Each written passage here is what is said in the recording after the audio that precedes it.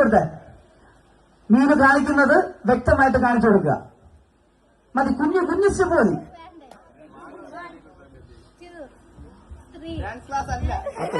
നിങ്ങൾ എത്ര ചിരിച്ചാലും ആളുകൾ ചിരിക്കും, പക്ഷെ നിങ്ങൾ തിരിഞ്ഞു നോക്കരുത്. നിങ്ങൾക്ക് ഇത് പിന്നീട് നമ്മൾ ഇത് ഗ്രൂപ്പിലിട്ട് വരും. ഗ്രൂപ്പിലിടുമ്പോ നിങ്ങൾക്ക് കാണാം. Okay, ready? എടേ കുഞ്ഞു സ്റ്റെപ്പ്. എന്റെ ഓക്കെ, ഇനി പഠിപ്പിച്ചോളൂ ബാക്കി. റെഡി? തുടങ്ങിയിട്ടുണ്ടോ? ഒന്ന് ക്ലാപ്പ് ചെയ്ത് കൊടുത്തേ. ആ ആ അതാണ്. അങ്ങനെ അടുത്ത് ചിരിക്കരുത്. ആ തൊട്ട് നോക്കുമ്പോ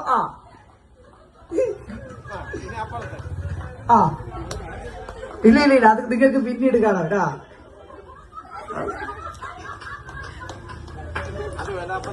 ഇല്ല ഇല്ല, ആരും ചിരിക്കല്ലോ. ചിരിക്കൂ പ്ലീസ്. വിളിച്ചു കാണിച്ച് എല്ലാം തീർന്നില്ല. മുഴുവനായിട്ട് കണ്ടിട്ട് മാത്രമേ അടുത്ത ആളിന് പറഞ്ഞു കൊടുക്കാവൂ.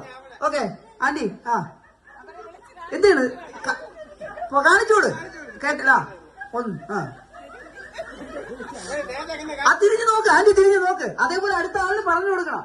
നമ്മൾ നാട്ടിലൊരു കഥ കേൾക്കുമ്പോ വ്യക്തമായി കേട്ടിട്ട് അടുത്ത ആളിന് പറഞ്ഞു കൊടുക്കണം. അല്ലാതെ കയ്യിൽ നിന്ന് എരിവും മസാലയൊക്കെ ഇട്ട് അയാൾക്ക് മാറ്റി പറയരുത്. ഓക്കെ ആന്റി തിരിഞ്ഞ്.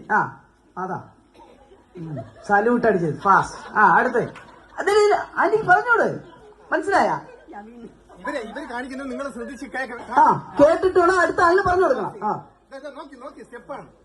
രാജുവിന്റെ ഒരു അവസരം കൂടെ ഉണ്ട്. അവസാനം ഒന്നേന്ന് കാണിച്ചു കൊടുക്കണം. അല്ലെങ്കിൽ മീന് കാണിച്ചു കൊടുത്താലും മതി അവസാനം. അടുത്ത് ആന്റി തിരിഞ്ഞ്. ഒന്ന് സല്യൂട്ട്. DIG. അവസാനം അടുത്ത്